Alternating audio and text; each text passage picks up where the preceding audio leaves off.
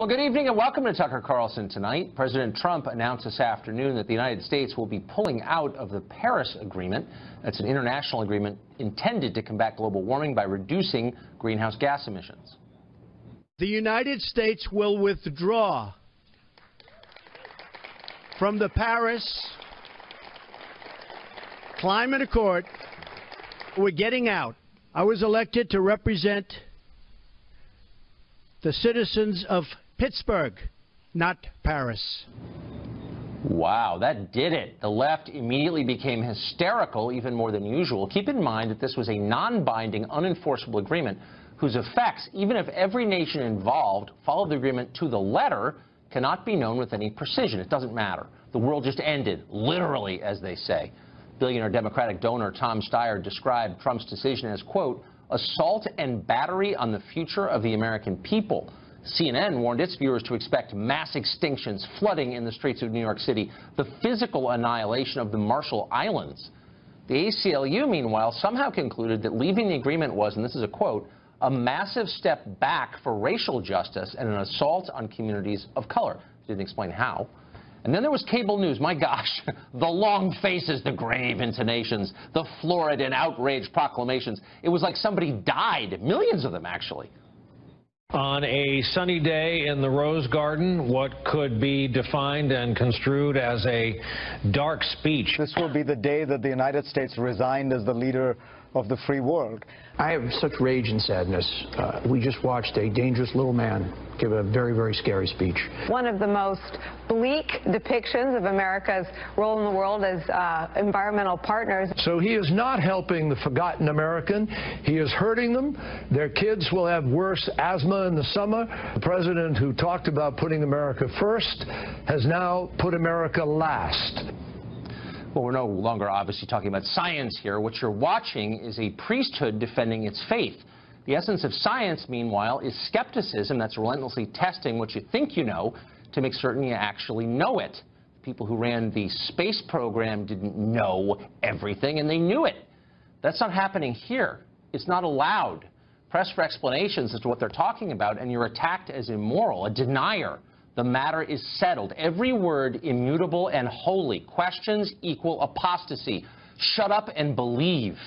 The irony is that almost none of the religious figures you saw sermonizing on television today actually know much about the Paris Agreement beyond the bullet points they've been handed by their producers 10 minutes before. What's in it? Do they have any idea? And if so, why haven't they told us till now?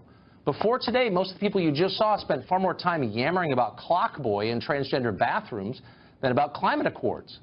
So what is in the agreement? Well, there are a lot of things in the agreement, and a few of them are worth knowing. First, if the U.S. were to stick with this accord, we'd be pledging to cut our greenhouse gas production by at least 26% below the levels it was in 2005. That's a big reduction, and it's not expected of China, India, or other huge polluting countries who, by the way, happen to be our chief economic rivals.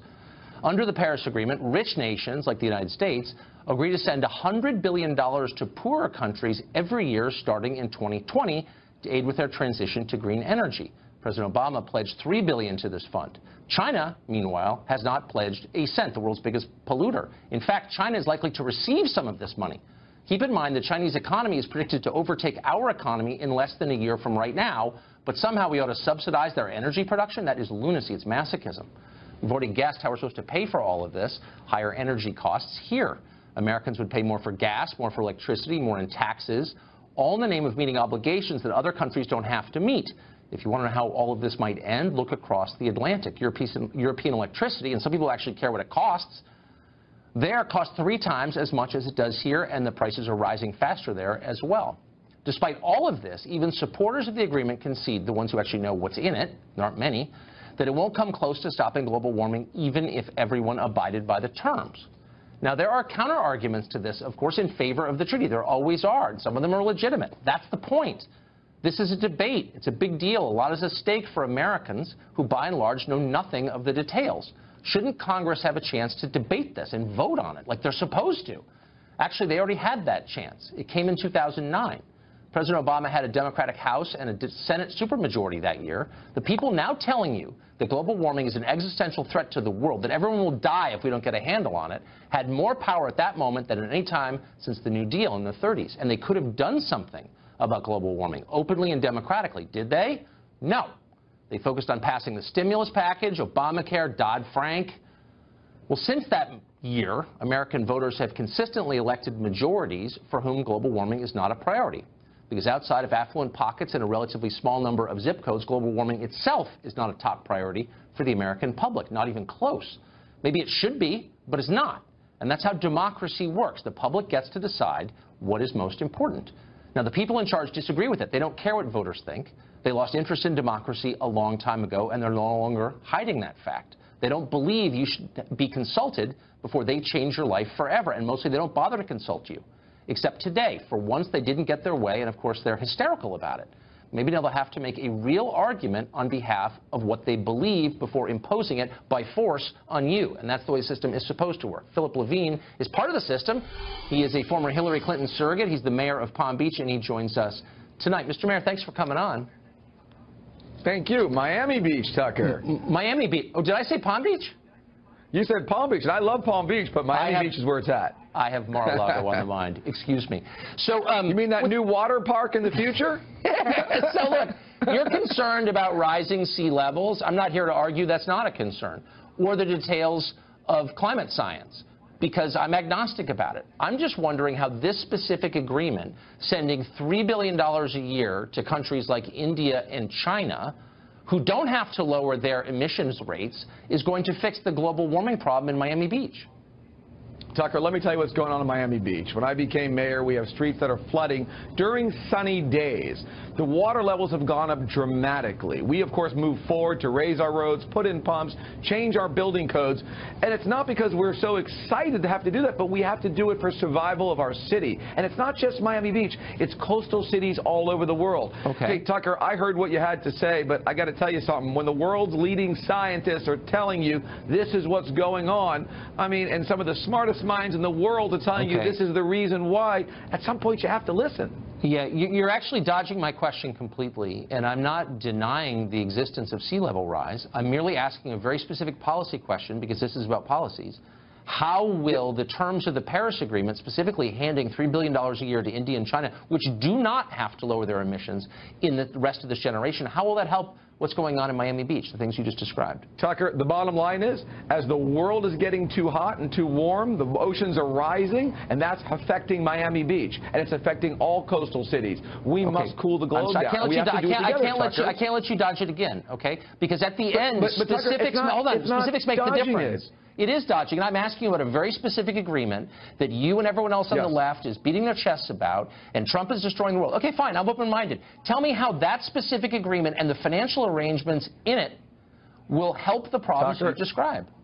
And I'm going to tell you why. First of all, I'm not the guy from the left, and the one thing I can tell you is this. I'm in that radical center. I call myself a radical centrist. And the bottom line is rising oceans aren't Republican and they're not Democrat. So what does an agreement do? An agreement puts the world together in an alignment, and says, we have a problem. Let's work together and solve the problem. I mean, Tucker, let's just say for the slight chance, what about for the slight chance, Tucker, all the world's scientists and some of these great minds, let's just say maybe they're right. If they are, maybe it's a good idea if we do something about it. So what you're saying is you're not bothering. Hold on. What you're saying, you're describing religious faith. You're saying, I don't have to bother to learn any of the details about a very specific agreement that we're all mad about today, because there are people whose names I don't know who think it's a good idea. And my question to you is, why wouldn't the average person say, hey, I'm open-minded, but like, why don't you give me some specifics and tell me more, win me over, don't force me to participate, explain it to me. It's a democracy after all, right? Isn't it? No question it's a democracy. And you know what? It's an American democracy, and truthfully, it's a world democracy. And as you can imagine, we used to be the leader in that free world democracy, and I think really today, I got to tell you, what Fareed Zakaria said, and I heard you say, it's kind of right. We gave up leadership. Man, I thought you guys believed in science. Why don't you give me some, why don't you tell me why allowing China to take a pass on reducing its greenhouse emissions for years is going to reduce global warming and its effects. I don't understand. What's the answer? But the fact of the matter is, think about it, Tucker. China signed this agreement. Europe signed it. India signed it. Everyone's in it together to make the globe a better place, to reduce these emissions. And, I mean, come on. You're talking about going through... Is there a single person watching this show stupid enough to be convinced by what you are saying? I'm open-minded. I want you to convince me that the Paris Agreement is a good thing, will reduce global warming, and you're not even trying. Almost every mayor in America now has come together and say we're going to adhere to those protocols. Is that really your argument? No question. Like other people are doing it, therefore it's a good idea? And we know, Tucker. Come on. Large groups of people have been in favor of some really crazy things over the years. Don't you owe your constituents, the public, the obligation of explaining in clear, simple terms specifically how the terms of this agreement will achieve the goal Tucker, you say they will? The terms are very clear. If you all come together and you reduce your greenhouse emissions and you lower the temperature of the world, that the waters will stop rising. That is a global agreement. But that's not what this agreement says. But that's not what it says. Of course it does, Tucker. But why does it goes? But it actually doesn't. And I sense I know more about it perhaps than you do. But just last question. You may be totally right, and I'm not denying that you are, because I'm not a denier. But if that's true, if reducing emissions will prevent the seas from rising, then why not require India and China and the world's other biggest polluters to do that?